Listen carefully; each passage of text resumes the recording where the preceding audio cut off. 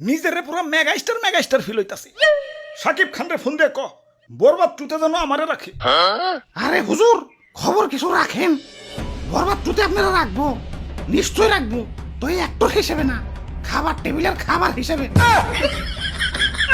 কি কও তুমি? হ্যাঁ, দেশে ঠান্ডা ভাইরাল হওয়ার পর থেকে দেশের পাবলিকরাও আমাকে ধরে ধরে খাওয়া শুরু করছে। অনেকে তো ঠান্ডা ভেবে বেচারা ঘুষাবেও ছাড় দিতেছে না, ঘুষাবো খাইতেছে। কও কি সৌদির কফিল কি বাংলাদেশে বললো নাকি? হুজুর এইমাত্র খবর পাইলাম সুলতান ডাইনে ঠান্ডা বিরিয়ানি চালু করছে।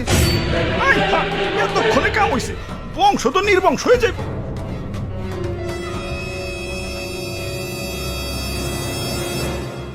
না, অনেক হয়েছে, আর না। এর একটা বিহিত করুনি লাগবো। মন্ত্রী, আমার সৈন্যদের প্রস্তুত করো, যা যা আছে